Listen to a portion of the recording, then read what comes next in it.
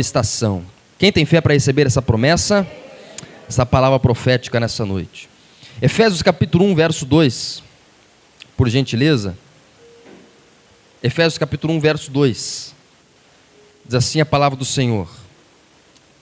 Diga, saudação. Olha só que versículo interessante.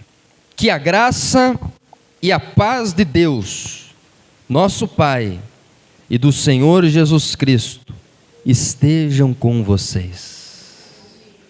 Amém?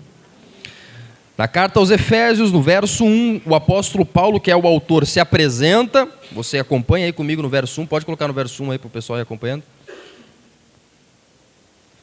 Aí, ó, no verso 1 ali, ele se apresenta, diz quem ele é, tudo mais, endereça a carta. Aí no verso 2, que é o que a gente está entrando hoje, eu vou precisar de 2 mensagens para explicar o verso 2, pelo menos. Ele vai entrar na saudação para a igreja. O que é a saudação? É o que ele deseja para vocês. Então, igreja do bairro Itararé, família de fé, pequena aos olhos dos homens, mas grande aos olhos de Deus. Tem um desejo para vocês. O apóstolo Paulo, ele deseja algo, ele roga algo. Quando a gente faz isso com uma bênção, os irmãos aí que estudam português, você sabe que bênção, como é que você fala quando você vai rogar uma bênção para a igreja? O que o pastor, ele fala aqui, quando o pastor ele vai rogar uma bênção? Qual que é a palavra no português, o verbo? Empetrar uma bênção, é ou não é verdade? Os irmãos aí que são estudiosos. O pastor, ele vai empetrar uma bênção, ou seja, ele roga uma bênção de Deus para a igreja. Ele deseja algo, ele saúda a igreja, né? Mas antigamente a gente falava, né? Eu saúdo a igreja com a paz do Senhor, não era assim? Então, o apóstolo Paulo, que ele saúda a igreja, e ele deseja, olha, que a graça e a paz de Deus, nosso Pai e do Senhor Jesus Cristo, estejam com vocês. E eu quero aqui nessa saudação, assim como em todas as cartas, o apóstolo Paulo ele faz isso, ele usa essa saudação logo no verso 2, sempre, e os outros apóstolos também.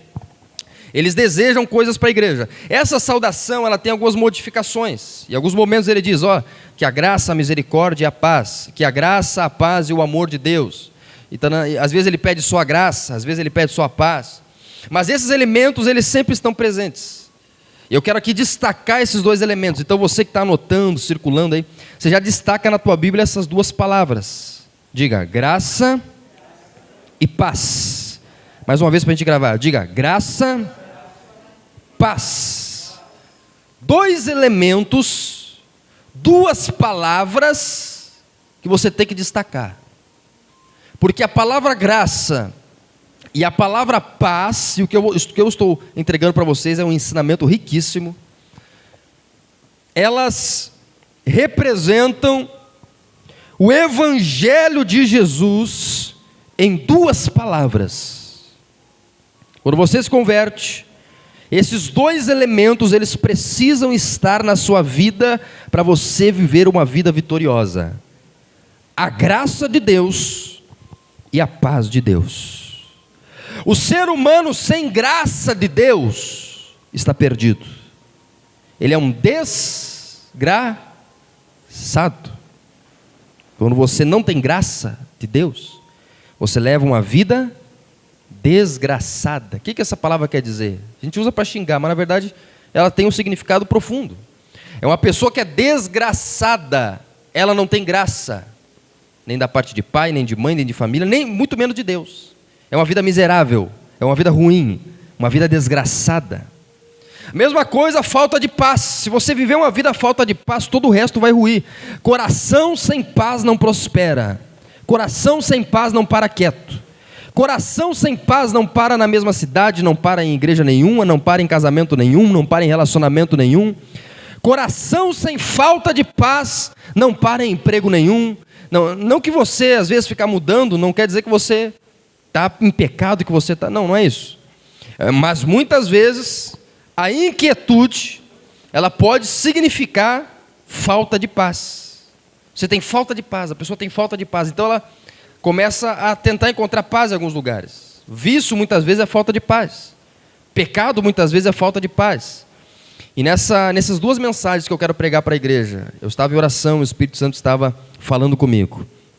Que para aprumar o teu caminho, para ajeitar o teu caminho, a gente aqui tem um projeto, diga amém? projeto com a tua vida. A gente tem um projeto, tem um plano de oração, de trabalho com você, através desse púlpito aqui de madeira.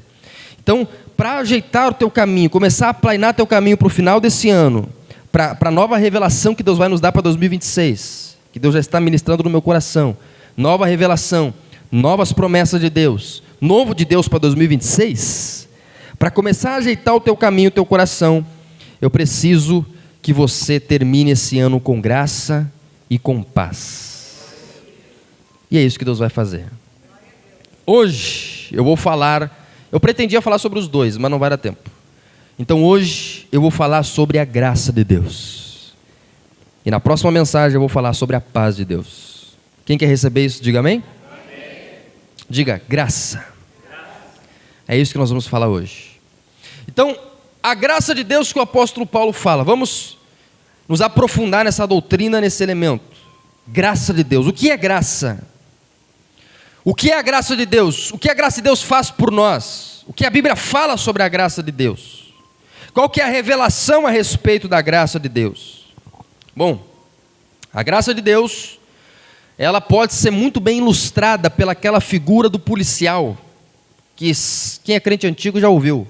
A gente sempre escuta quando a gente vai falar da graça de Deus. Do policial que você lá, andando sem cinto, com o pneu mais careca que o pastor Billy, digamos, né? Andando ali sem farol, todo errado, todo sem CNH, seja o que for.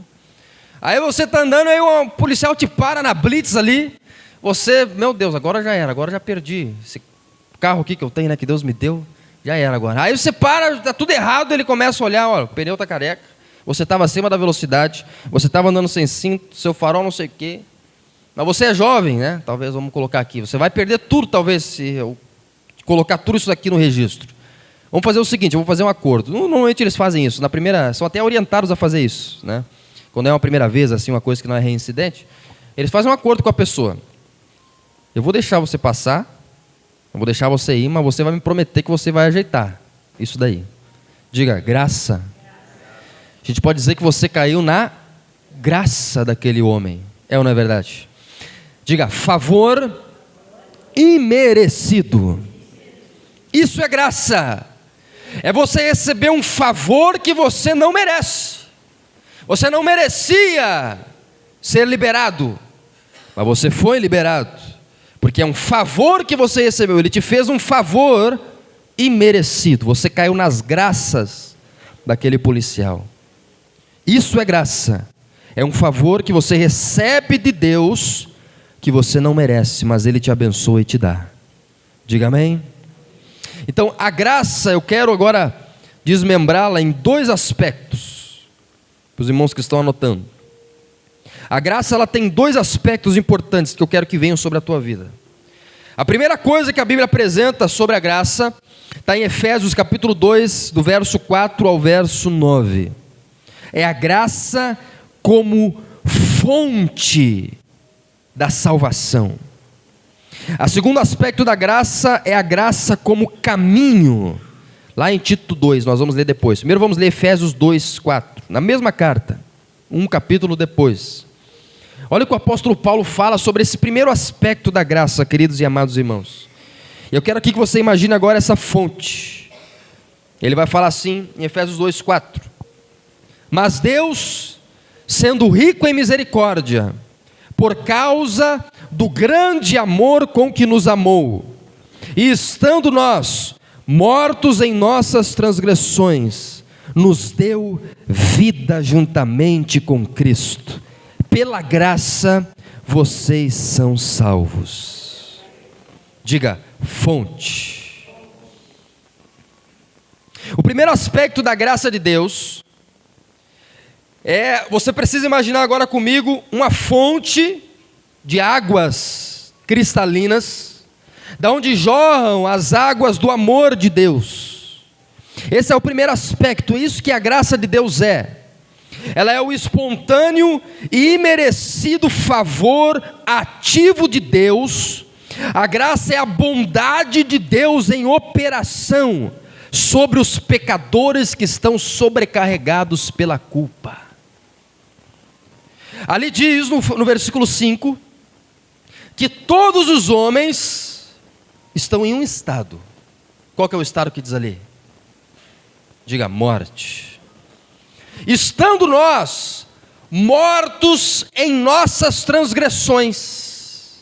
Esse daqui é o estado da humanidade. Morte. Eu sempre bato nessa tecla porque é importante você entender que antes de Jesus, que antes de Cristo, que antes dessa mensagem, antes de Deus, antes de qualquer outra coisa, você nasce e você está num processo de morte, está vivendo processos de morte. Não é à toa que a partir do momento que você nasce, você começa a ver a tua vida aí se abalando. Você vai entrando na adolescência, vai entrando na adultez, e aí você vai chorando, você vai adquirindo doenças psíquicas, você vai adquirindo feridas na alma. Talvez você vá crescendo na sua vida, vai crescendo intelectualmente, vai conquistando teus diplomas, vai conquistando a tua ciência, talvez o teu status social, teu trabalho, tuas coisas, teu carro, tua casa. Mas mesmo assim, a morte ela segue operando. É por isso que a gente tem pessoas que muitas vezes vão conquistando coisas na sua vida, mas na sua vida interior vão regredindo. Porque a morte ela está em operação. Você vai adquirindo processos de morte, vai ficando depressivo, vai ficando aflito, vai ficando uma pessoa ansiosa, vai ficando uma pessoa com dores, vai adquirindo dor nas costas, dor de cabeça, não é verdade, os irmãos mais antigos, vai ficando ou até os jovens, hoje em dia até os jovens estão com problema aí. Então, você vai, mesmo jovem já vai adquirindo problemas de morte você vai envelhecendo. Por quê? Porque a morte está operando. Aonde o pecado está, a morte está. O salário do pecado é a morte. Aonde o pecado habita, a morte chega. Isso é uma doutrina básica que todos vocês já sabem. Agora, o mais lindo dessa passagem é que ela afirma para nós que quando nós estávamos lá no mundo, quando nós estávamos lá, adolescentes, adultos, seja onde for, perdidos, com casamento talvez destroçado, com a vida interior aos frangalhos, sendo escravizados por Satanás no pecado, no vício, quando nós estávamos lá afastando amizades, afastando pessoas de nós, pela nossa maneira ruim de ser, estando nós mortos nessas transgressões, Deus, no verso 4 fala, sendo rico em misericórdia, tendo um grande amor com o que nos amou, veio ao nosso encontro e nos deu vida juntamente com Cristo. Ele chamou você para a vida. Você jazia morto, e morto não tem vontade, morto não fala, morto não pensa, morto ele não tem, ele está morto em seus delitos, e assim é a humanidade aí fora sem Jesus. Mas a Bíblia afirma aqui que você só está na igreja hoje, você só é crente, se você é crente de verdade, você só está na igreja, você só é cristão, porque Deus olhou para você no sepulcro do inferno, e chamou você pelo nome, e deu vida no seu coração. É por isso que você está aqui, é por isso que talvez o teu familiar, que ainda não recebeu essa vida, ele não tem nem vontade de ir na igreja. Gente que não é vivificada por Deus, ela não tem vontade de estar na igreja, ele não tem nenhum prazer de estar na presença de Deus, porque ele está morto para as coisas de Deus. Ele não consegue ver a beleza de estar aqui. Agora, para vocês, eu fico feliz, porque se você está nesse lugar, se você está carregando uma Bíblia na tua mão, se você carrega uma sede, se você consegue olhar para dentro do teu coração e consegue identificar, nem que seja um pingo de sede por Deus, quer dizer que existe um pingo de vida aí no teu coração. Talvez você esteja amortecido pelo pecado, porque você pode ter caído em pecado, mas se você está aqui, é porque alguma sede te trouxe para esse lugar. Senão você não viria. Diga amém? Ainda mais nesse lugar, né? Se fosse um lugar aí confortável, né? Com uma palavra, mas... Agora, se é nesse lugar, aí realmente você não tem nenhum motivo para vir, né? Que a palavra, ela não é confortante, diga amém? Pelo contrário, ela é forte. Muitas vezes ofende algumas pessoas que são lobos, né? Então, a palavra ela já não é muito... Aí você já vem, já sai da sua casa no calor, na chuva, não sei. Você vem com algum motivo. Diga, sede por Deus. Foi isso que fez você sair da tua casa, meu irmão. Sede de Deus. Eu creio que foi isso. E espero que tenha sido isso. Porque Deus gerou vida em você. A graça de Deus, ela chega no pecador morto. Ela chega na pessoa que está de olhos vendados. E ela libera vida, sopro de vida naquela pessoa. E ela se converte. Verso 6. Ele diz, pela graça vocês são salvos. E juntamente com Jesus, Ele nos ressuscitou e nos fez assentar, olha a bênção de estar em Cristo, de estar na graça, nas regiões celestiais em Cristo Jesus. Deus fez isso para mostrar nos tempos vindouros a suprema riqueza da sua graça em bondade para conosco em Cristo Jesus. Porque pela graça vocês são salvos, mediante a fé, e isto não vem de vocês, é dom de Deus. Vamos ler o verso 8 todos juntos? Diga assim, vamos ler todos juntos, diga. Porque pela graça vocês são salvos, mediante a fé, e isto não vem de vocês, dom de Deus. Diga, a fé e a graça são dom de Deus. Se você tem fé, você tem um dom valiosíssimo no seu coração. Tem um filósofo, ele é filósofo, formado em filosofia, muito famoso, escrevia para a Folha de São Paulo, colunas para a Folha de São Paulo, era colunista. Aí foi ficando, eu escuto ele desde aquela época, né? 2010, 2011, aí ficou famoso hoje em dia, nas redes sociais. E ele fala, Luiz Felipe Pondé, ele diz que ele inveja a senhorzinha de coque da igreja. Ele falou na entrevista, procura na internet. Ele inveja os crentes. Ele tem sabedoria, ele tem ciência, ele tem, né? Tem conhecimento, mas ele tem inveja de quem tem fé. Porque ele dizendo, claro que ele fala em tom de brincadeira, eu não consigo ter fé, eu não consigo acreditar em Deus. Ele é ateu. Eu não consigo crer. Dou aula de filosofia da religião, né? Ciência da religião na USP, na Universidade de São Paulo, mas não consigo ter essa crença num ser que eu não sei, não vejo, não toco, não ouço, nunca vi, nunca apalpei com as minhas mãos. Não consigo ter fé e invejo aquele que tem, porque eu não consigo ter. E não vai conseguir, porque a fé ela não vem de obra humana, a fé ela é dom de Deus. Se você tem fé, você tem o maior dom que uma pessoa pode crer, pode ter, porque você consegue sair da sua casa, vir a esse lugar, abrir um livro, abrir uma Bíblia e consegue crer, consegue ver, você consegue ter uma consciência real, você está certo de que esse Deus não somente existe, mas está no comando da tua vida.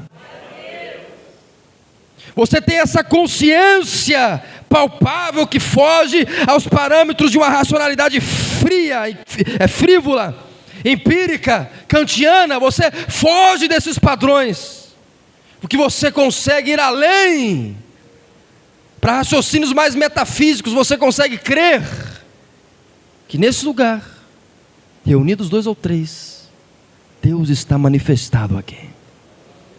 Você não vê, você não toca, você muitas vezes não consegue, né, ter uma visão física, mas você sabe que Ele está aqui, ou não é verdade?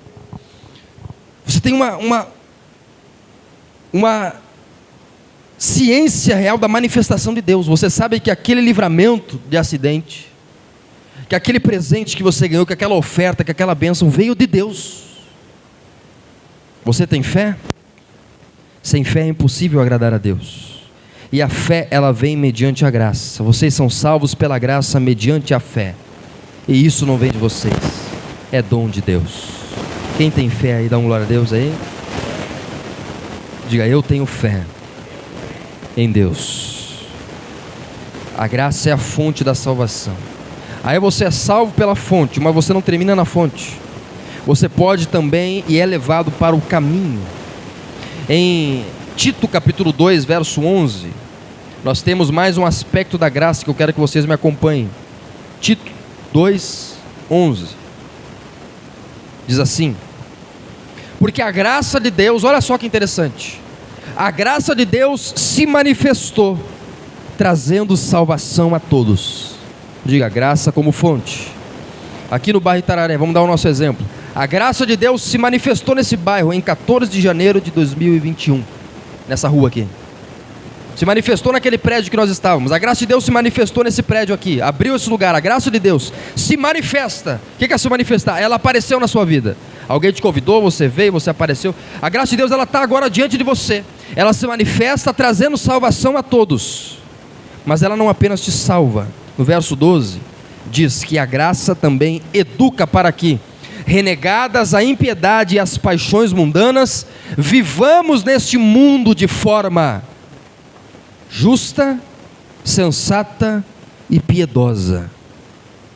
Então, a graça que salva é a graça que educa. A graça que liberta é a graça que ajuda você a se manter liberto. A graça que uma vez fez você vir para a igreja, existe também, eu quero dar aqui como uma palavra de consolo, existe também agora a graça para ajudar você a se manter na igreja. A graça, ela gera você para uma nova vida, e ela também te ensina a permanecer nessa nova vida. Diga amém. A graça de Deus. Então a graça de Deus que vem como fonte, eu quero que você tenha essa imagem no seu coração. Ela leva você, além de fontes de águas cristalinas, ela leva você para um campo, para um aprisco de pastos verdejantes. Isso também é a graça de Deus. Um campo onde você é cuidado, é regado, é sarado, você cresce, é um espaço de crescimento. Em 2 Pedro capítulo 3, verso 18 diz que nós devemos crescer na graça de Deus. 2 Pedro 3, 18. Pelo contrário, cresçam na graça e no conhecimento do nosso Senhor e Salvador Jesus Cristo. Então a graça que te salvou, queridos e amados irmãos, há 1 ano atrás, há 10 anos, há 2 meses, ou a graça que está te salvando agora, é a mesma graça na qual você precisa crescer. Diga, eu quero crescer na graça de Deus. Você quer crescer na graça de Deus? É importante, por quê? Porque muitas vezes o crente, ele é salvo, mas ele não cresce. A semente é plantada, ela cresce, ela sai da terra, mas se a semente não crescer, não der frutos, de nada adianta. Tudo nessa vida precisa passar pelo crescimento. Quando uma criança nasce, ela precisa crescer, ela precisa se desenvolver. E assim é você, cristão. Você foi salvo, agora Deus te plantou nessa igreja, Deus te colocou nesse lugar. Deus está trazendo essas mensagens que nós trazemos, eu e a minha equipe pastoral, a gente traz toda semana aqui para vocês. A gente se esmera nesta pregação, nessa mensagem, para ser usado por Deus, para que você possa crescer na graça de Deus, para que Satanás não te pegue ali na esquina, não derrube você ali na outra esquina, depois na segunda, na terça, na quarta, na quinta, para que você se mantenha crente vigoroso, para que quando Jesus voltar, Ele te encontre firme na presença dEle. Você quer passar por isso? Eu trouxe aqui alguns aspectos anotados, de aspectos da sua vida que você precisa crescer na graça, e você anota aí para você trabalhar nisso, nesse mês que está se encerrando. Diga, eu preciso crescer na fé, no amor, no conhecimento de Deus, na santidade. A Bíblia nos fala, nos ensina que nós precisamos em primeiro lugar crescer no amor. 1 Tessalonicenses 3,12 e 4 do 9 ao 10. A Bíblia vai nos dizer que o amor, ele é um espaço de crescimento, que para você ser um crente vigoroso, você precisa amar as pessoas. E amor, ele exige algo que talvez muitas pessoas não estejam dispostas a conceder, que se chama perdão. E o perdão, ele vai muito além de você desculpar uma pessoa. O perdão é você libertar as tuas mãos, o teu coração, das amarras desta pessoa que te machucou, que te feriu, que injustiçou a sua vida. Se você quer se ver livre dessa pessoa, diga perdão, amor. E quando você não perdoa, você carrega essa pessoa em tudo que é lugar. Agora mesmo aqui nós temos pessoas que parece que estão sozinhas, mas estão carregando pessoas. Você vai dormir, essa pessoa está contigo do teu lado, na tua mente. Você vai tomar banho, essa pessoa está contigo junto. Você vai comer, essa pessoa está contigo do teu lado, sentada, porque você está todo aquele momento pensando naquela pessoa, pensando na injustiça, pensando naquilo que te feriu, pensando naquilo que te machucou. O Espírito Santo nessa noite, para muitas pessoas aqui, está conclamando você a liberar essa pessoa, a se libertar dessa pessoa, a se libertar dessa situação, através do perdão. Perdoe nessa noite toda pessoa que feriu o teu coração. Entrega nas mãos de Deus. Talvez você tenha sido injustiçado, tudo bem? Entrega nas mãos do melhor e do maior juiz desta terra, que se chama Deus. Não tenta fazer justiça com as tuas próprias mãos. Deixa nas mãos de Deus, e o mais tudo Ele fará. Não andeis ansiosos por coisa alguma, diz a palavra em Filipenses capítulo 4. Mas em tudo fazei conhecidas diante de Deus as vossas necessidades, através da súplica e da ação de graças. E a paz de Deus, Filipenses 4:7, a paz de Deus, que excede todo o entendimento, guardará os vossos corações em Cristo Jesus. Muitas vezes, olha, o coração e a mente. Eu estava falando da mente agora, né? Às vezes a tua mente, ela fica ansiosa, ela fica matutando. Isso daí consome energia. Mente que não para de pensar, que não para de raciocinar, cansa a pessoa. Você pode não trabalhar num serviço braçal, mas se você ficar com a tua mente trabalhando o dia todo, você vai terminar o dia cansado. Você não vai ter suado, mas você vai estar cansado. Porque você faz esforço psíquico, esforço mental. Isso daí tira a paz de pessoas. Isso aí deixa pessoas frenéticas. Isso aí adoece pessoas. Mas nós temos aqui uma solução no Evangelho. Nós temos uma solução na Bíblia. Nós temos um momento aqui em que a Bíblia diz que a paz de Deus, que excede qualquer categoria de raciocínio, ela pode guardar o teu coração e a tua mente em Cristo Jesus. Ou seja, você pode voltar para a tua casa nessa noite em paz. Quem quer dormir em paz aí, dá um glória a Deus aí. Quem quer acordar revigorado aí, dá um aleluia. Diga amém. Eu nunca tive noites mais tranquilas. Vou dar um exemplo de testemunho para você. Testemunho meu, para você ver que eu estou falando algo que eu vivo e pratico. Eu nunca tive noites mais tranquilas nesse lugar, depois que eu entreguei as finanças dessa igreja nas mãos de Deus. Diga glória a Deus. Quando eu aluguei esse lugar, nós alugamos, né? Nós não tínhamos condições de pagar o aluguel. Nós alugamos na fé. Eu não aconselho você a fazer isso se você não tem fé. Agora, se você é uma pessoa de fé, aí você vai ter essa consciência. Nós somos batizados com essa consciência. Nós alugamos aqui na fé. Não tínhamos nem público, nem arrecadação para tal coisa. Talvez nos primeiros 2, 3 ou 4 dias, eu tive meu coração turbulento. Meu Deus, e agora como é que a gente vai pagar? E agora como é isso? E se a gente não levantar todo o valor aqui? E se a gente tiver que ficar devendo? Se tiver que entregar esse prédio? E aí como é que as coisas vão ser? E se as pessoas não vierem? E se as pessoas não sei o quê? E pessoas se levantaram falando coisas. E a gente aqui, você sabe que a gente não usa métodos para juntar gente em prédio. A gente não faz isso, não é o nosso costume. E a gente nunca vai fazer. Nem espere isso de mim, que eu não vou fazer. Método para abarrotar prédio de gente. O nosso método é a oração e o batismo no Espírito Santo. Diga amém? E pregar a palavra de Deus. Então a gente prega a verdade, independentemente de pessoas. E isso daí muitas vezes pode deixar o coração apreensivo. Presta atenção em mim aqui. Pode deixar o coração apreensivo. E aí nos primeiros dias, talvez, possa ter ficado turbulento. Mas aí o Espírito Santo me trouxe essa palavra de Filipenses, no versículo 6. Quando diz que nós devemos deixar tudo ali, Não fiquem preocupados com coisa alguma. Deus diz para você hoje, meu filho e minha filha, não fica preocupado. Em tudo, tudo. Qual que é o motivo da tua preocupação? Finanças? Família? Filhos? O que você está vivendo? Qual que é a tua preocupação? Não se preocupe. Nessa noite, em tudo, faça conhecido diante de Deus os teus pedidos, através da oração. Mas não esqueça de agradecer, porque ele fala de ações de graça também. Diga, oração, súplica, ação de graça. Apresenta diante de Deus.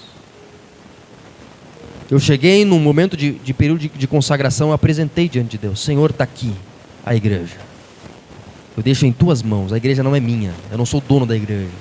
Eu sou um servo na igreja. Eu não sou o chefe da igreja. Eu sou um gerente que gerencia a tua igreja, mas a igreja é tua. Está aqui a igreja. Eu deixo em tuas mãos. Desde aquele dia até hoje, eu durmo tranquilo em relação à igreja, porque eu deixei nas mãos de Deus e nunca faltou nada, porque eu deixei nas mãos de Deus. Diga glória a Deus. Nunca faltou. E eu não estou falando só de aluguel. Não falta copo, não falta papel higiênico, não falta nada. Os irmãos se levantam, Deus toca no coração das pessoas. Eu não peço, Deus toca.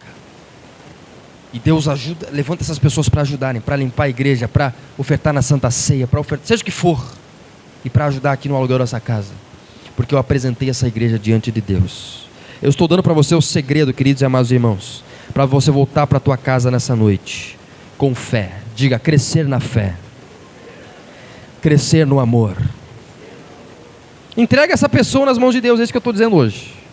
Entrega essa situação nas mãos de Deus, deixa Deus julgar. Deixa Deus ser o juiz. Entrega essa situação nas mãos de Deus, que você está com falta de fé. Crescer na fé, crescer no conhecimento de Deus, Colossenses 1:10. Terceiro aspecto você precisa crescer, e que nós estamos tentando trazer para você. Crescer no conhecimento do Deus bíblico. Quarto aspecto, crescer na santidade de vida, Filipenses 3:13. Aí você me pergunta agora, partindo para o encerramento: pastor, como eu posso fazer para crescer nesses aspectos? O que eu tenho que fazer? E eu trago para você nessa noite o segredo através da Bíblia, através da palavra de Deus. Primeira coisa, os meios que Deus usa para te ajudar a crescer na graça. Diga, palavra, Bíblia. A palavra de Deus é um meio que Deus te ajuda, te auxilia, que Deus coloca na sua vida para te ajudar a crescer na graça dEle. Ele coloca a palavra na sua vida, a pregação da palavra, o ensino da palavra, a leitura da palavra. Segunda coisa que Deus coloca lá em Romanos 5, Ele ensina para nós, que Ele coloca na nossa vida para nos ajudar a crescer na graça.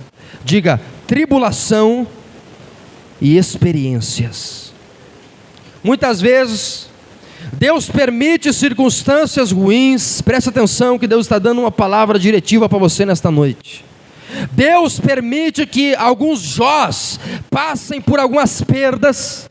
Deus permite que alguns homens como Jó passem por algumas tribulações, por algumas circunstâncias atribulantes, para te ajudar a crescer na graça e a sair mais experiente dessa fornalha.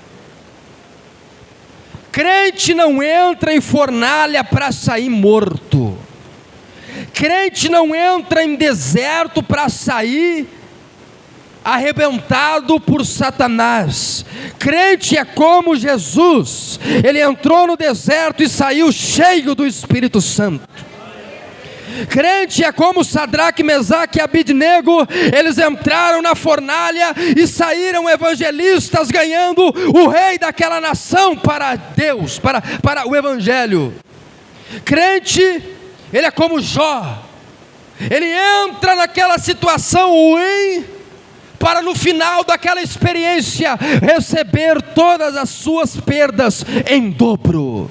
e dizer: ei, antes deste problema, antes de 2025, antes dessa crise, eu conheci a Deus de longe, de ouvir falar, mas depois que eu passei por isso, eu me aproximei dele, eu conheço a Deus de com ele andar. É isso que Jó falou. Antes de passar por isso, eu era crente de Facebook, eu era crente de Instagram, eu era crente frequentador de igreja, visitante. Hoje, eu sou filho de Deus, íntimo de Deus, porque a minha dor me aproximou de Deus. As nossas dores, preste atenção, elas pavimentam o nosso caminho em direção a Deus. Deus me manda dizer isso para você nessa noite. As tuas dores e as tuas crises, elas estão pavimentando, preparando o teu caminho para Deus, porque são elas que muitas vezes nos aproximam de Deus de uma maneira que nenhuma outra circunstância faz. É ou não é verdade? No momento da tribulação, da perda, você ora como ninguém. No momento do desemprego, você faz até propósito, você faz jejum, você faz vigília. No momento da perda, no momento da tribulação, a pessoa vem, não falta culto, né? Fica aqui na igreja. Por quê? Porque ele quer uma resposta, e está certo fazer isso, está correto fazer isso. Você quer uma resposta, você está precisando. E muitas vezes você ora como ninguém. Por quê? Porque você está precisando daquilo, você está num momento de tempestade da sua vida. E é por isso que muitas vezes Deus permite tribulações para nos ajudar a crescer. Em Romanos 5, se colocar para nós aí, nós vamos ver. Pode ser já a partir do verso 1 de Romanos 5.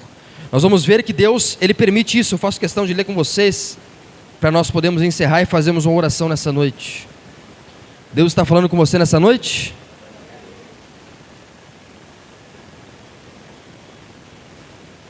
Verso 3, por gentileza. Olha só o que Deus está falando conosco nessa noite, queridos. E não somente isso, mas também nos gloriamos nas tribulações. Olha aqui o que o apóstolo Paulo está falando. Sabendo que a tribulação produz perseverança. Você sabe aquela pessoa perseverante na igreja? Sabe aquela irmã ou aquele homem que não desiste da igreja? Que está sempre ali, que está sempre fiel. Não admire, não ache muitas vezes que é à toa. Muitas vezes atrás daquela pessoa perseverante tem uma história de luta pela sua casa. Muitas vezes atrás daquela pessoa que não desiste da fé tem uma história de sofrimento, tem uma história de pessoa que está lutando pela sua família, que está batalhando pela sua casa há muito tempo. Porque a tribulação, ela produz perseverança. É a escola da perseverança. Aí ele vai falando ali, ó, a perseverança produz experiência. Por que muitas vezes as pessoas mais velhas, mais experientes, normalmente, não é sempre, tem muita pessoa que é mais velha que é tolo, e tem muito jovem que é sábio, porque entende a palavra de Deus, diga amém? Mas normalmente as pessoas mais velhas têm mais conhecimento, têm mais sabedoria, porque são pessoas que passaram pela tribulação, perseveraram, e hoje têm experiência para dizer, o caminho é esse, diga amém? A experiência produz esperança, e a esperança não nos deixa decepcionados. A esperança da fé que você está seguindo não vai deixar você decepcionado nessa noite. É o que nós estamos vendo aqui. Por quê? Porque o amor de Deus é derramado em nosso coração pelo Espírito Santo que nos foi dado. Glória a Deus. Então, Deus está dando uma palavra diretiva para você. Você vai sair dessa luta mais forte, porque a tribulação produz experiência. Eu estou pregando para você o Evangelho. Aí nós vamos ter mais alguns aspectos. Vida devocional particular te ajuda a crescer na graça. Culto público te ajuda a crescer. Você sai do culto mais forte, mais vigoroso. Por quê? Porque o culto ele trabalha para isso. Comunhão com os crentes. E aqui ficam as duas perguntas que eu deixo para encerrar, para você refletir nessa semana. Que cristão também pensa, diga amém? Não é só barulho, você precisa pensar, você precisa refletir, você precisa ser uma pessoa inteligente, você precisa ser uma pessoa lida, você precisa ser uma pessoa entendida. Então eu vou deixar duas perguntas para você refletir com o Espírito Santo nessa semana. Primeira pergunta: você está crescendo na graça? Não seja tão rápido em responder. Primeira pergunta que eu quero fazer para você: você está crescendo na graça de Deus? De janeiro até aqui, você cresceu na graça? De 2024 até 2025, você cresceu na graça de Deus? Segunda pergunta: se não, Se não é isso que está acontecendo, se entra mês, sai mês, se entra ano, sai ano, você está no mesmo lugar, com os mesmos pecados, no mesmo problema, na mesma miséria, sempre patinando, né, na lama, no mesmo lugar, anda e não sai do lugar. Se você não está crescendo, por que você não está crescendo? O Espírito Santo vai te revelar as respostas. Por que motivo você não está crescendo na graça? Por que motivo essa pessoa era para ser já, né, presbítero, foi ungido diácono lá em 1990.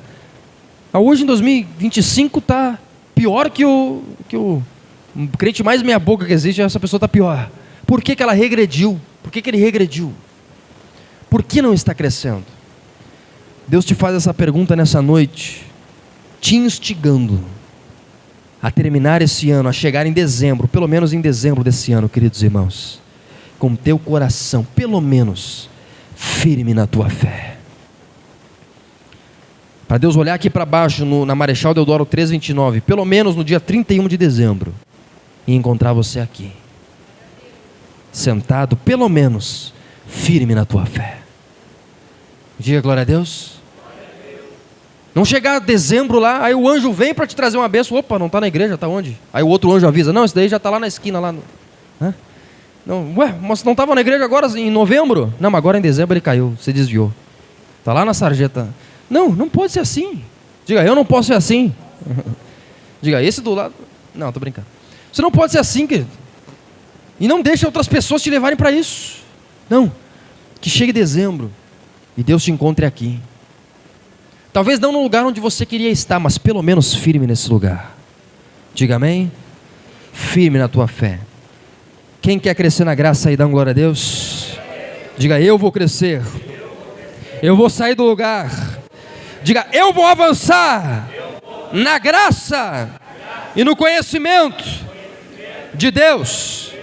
Diga, não importa se as pessoas do lado não vão, se o irmão de trás não vai. Diga, se o vizinho não vai.